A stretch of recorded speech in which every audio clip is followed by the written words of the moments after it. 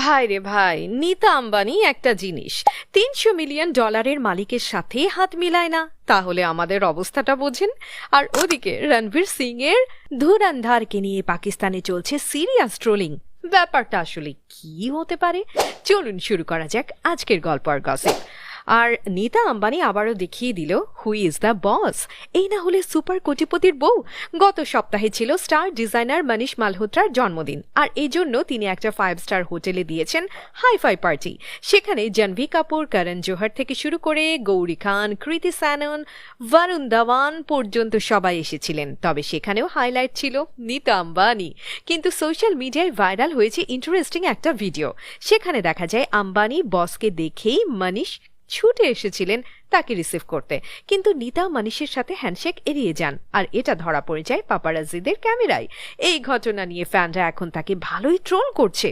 অনেকেই তাকে বলছে অহংকারী, আবার কেউ কেউ বলছে কোভিডের পর থেকেই তার এই এক্সট্রা স্যানিটাইজেশনের অভ্যাস। আসলে কথা হচ্ছে নীতা আম্বানির ওসিডি আছে। এটা হচ্ছে অবসেসিভ কম্পালসিভ ডিসঅর্ডার। সোজা বাংলায় যাকে বলা যায় তার সূচিবাই আছে। তার নিজের লাইফস্টাইলের সাথে যায় না এমন কিছু দেখলেই তার মাথা গরম হয়ে যায়। তিনি নিজে যেই পানিটা খান সেটা কোনো সাধারণ পানির বোতল নয়, এটা পৃথিবীর সবচেয়ে দামি ঝর্ণার পানি, যার এক একটা বোতলের দামই প্রায় 50 লাখ টাকা। এর বোতলটা 24 ক্যারেট সোনায় মোড়া। ডিজাইনার আবার ইটালিয়ান ফার্নান্ডো আলতামিরানো। এই পানিটাও ফ্রান্স আর ফিজির স্প্রিং ওয়াটারের মিশ্রণ, যাতে আইসল্যান্ডের গ্লেজিয়ার বা হিমবাহের ঠান্ডা পানি মেশানো। এতে আবার যোগ করা হয়েছে 5 গ্রাম সোনার কণা, যা পানিকে অ্যালকালাইন করে। ফলে এটা নিয়মিত খেলে ত্বক উজ্জ্বল হয়, বয়সের ছাপ চলে যায়। জানা গেছে করোনার পর থেকে নীতা আম্বানি খাওয়ার পাশাপাশি তার হাতও এই পানি দিয়েই ধুয়ে থাকেন। এখন এই কোটি টাকার হাত তো আর যার সাথে মেলানো যায় না। অবশ্য নীতা আম্বানির জন্য এই এক্সট্রা ভাব মারাটা নতুন কিছু নয়। এর আগে একটা চ্যারিটি ইভেন্টে সাধারণ লোকেরা তার দিকে হাত বাড়ালে নীতা আগে হাত স্যানিটাইজ করে নেন, তারপর হ্যান্ডশেক করেন।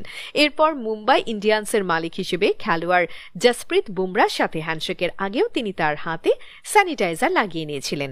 আর এবার তো তিনি মনীষ মালহোত্রাকে পুরাই কাট অফ করে দিলেন। আহারে, একেই বলে গজব বেইজ্জতি। ইস। আর ওদিকে রণবীর সিং এর ধুরন্ধর অলরেডি সুপারহিট হয়ে গেছে। এই সিনেমার পুরো প্লটই গড়ে উঠেছে পাকিস্তানকে নিয়ে। আসলে বলিউড পাকিস্তানকে নিয়ে যে পরিমাণ সিনেমা বানায়, পাকিস্তান নিজেও পাকিস্তানকে নিয়ে এত সিনেমা বানায় না রে ভাই। তাই ধুরন্ধরকে নিয়ে পাকিস্তানিরা ভালোই ফান করছে।